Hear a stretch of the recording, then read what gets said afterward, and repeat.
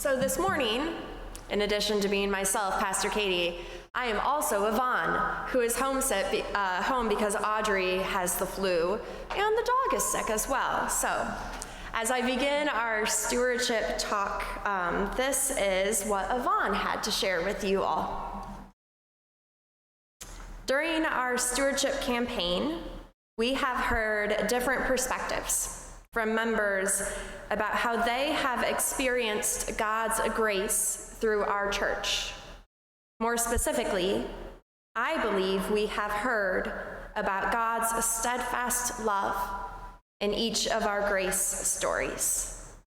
Psalm 136:1 states, "Give thanks to the Lord, for he is good, for his steadfast love endures forever." Each of the 26 verses in this psalm ends with that phrase, "For his steadfast love endures forever," showing us that God's love is constant and reliable.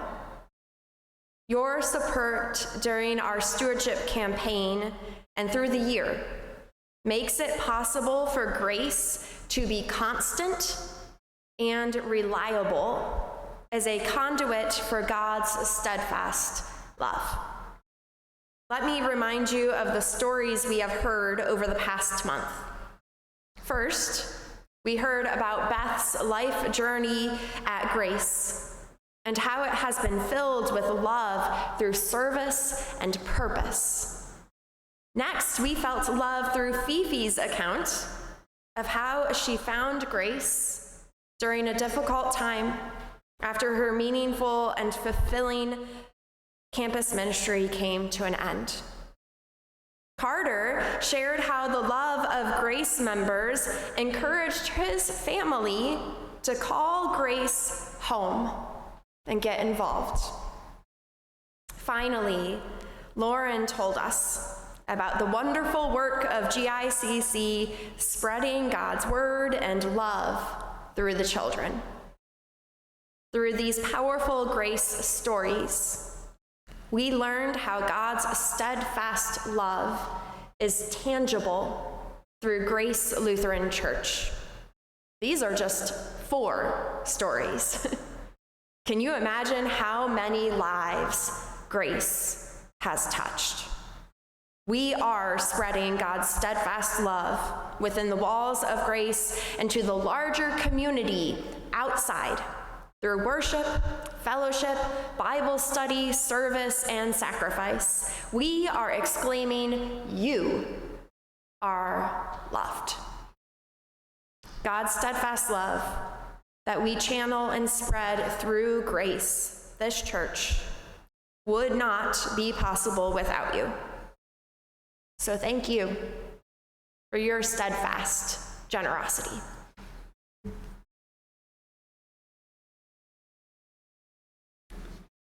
My grace story is one of inclusive belonging. We've been active at every church we've attended, but inclusive belonging is not how I would describe the atmosphere at any of them.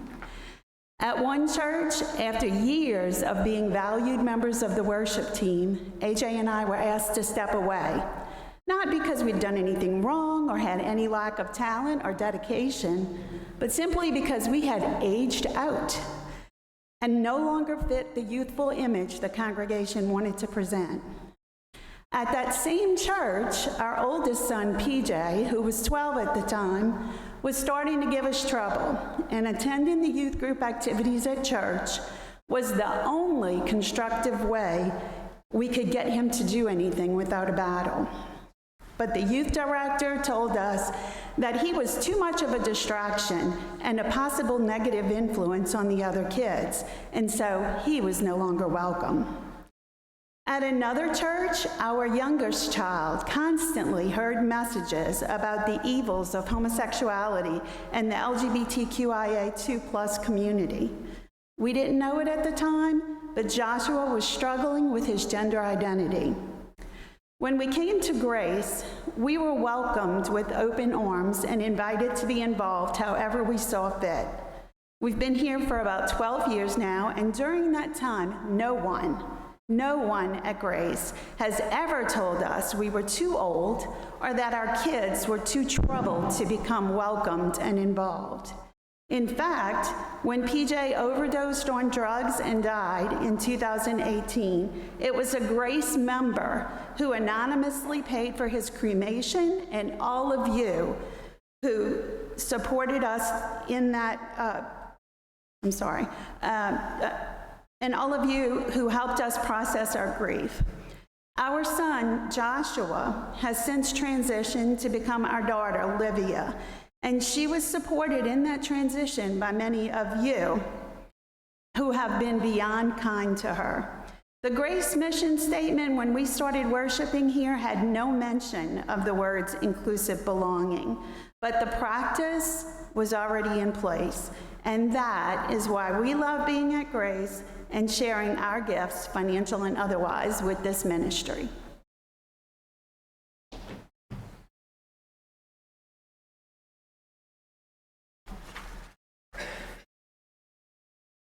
My phrase is living hope. How does one live hope? Or is it that we live in hope? And the word live suggests that there's a 24-hour thing, and that can be daunting. Considering all these philosophical questions brought me back to a past stewardship campaign whose simplicity was brilliant and profound with just 4 words: God's love, our response. Our earthly lives are lived in response to God's incredible love. His love offers salvation, provides lessons in compassion, and inspires hope. If we embrace God's grace, forgiveness, and love, our only response is to live a life that reflects hope, from everyday stewardship to sharing our gifts for the benefit of others. For me, here at Grace, that translates to supporting everything from its Sunday services to its social ministries and beyond. By providing financial and moral support today, I feel I am providing hope for Grace's future and new ministries for the congregation and community. Because God has given me grace at Grace, I dwell in living hope.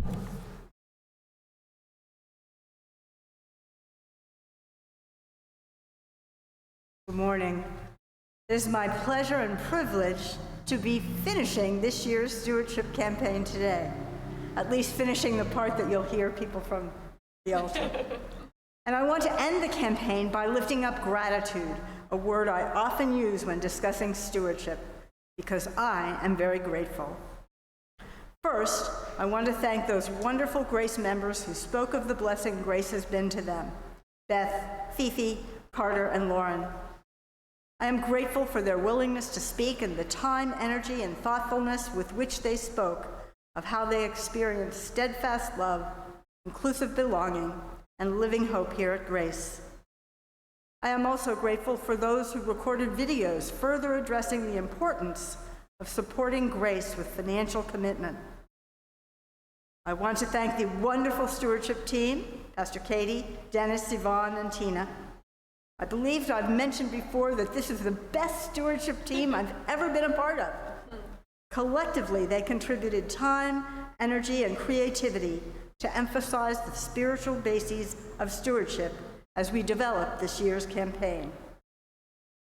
Last, but definitely not least, I want to thank each and every one of you, and you online. Every one of you, the Grace family, for your attention, thought, and prayer.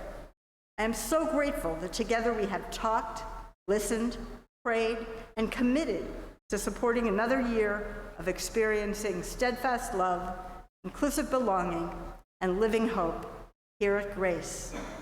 If you have submitted your intention card, thank you. If you have not, please feel free to talk to Pastor Katie or any member of the stewardship team for additional encouragement to do so. Thank you all.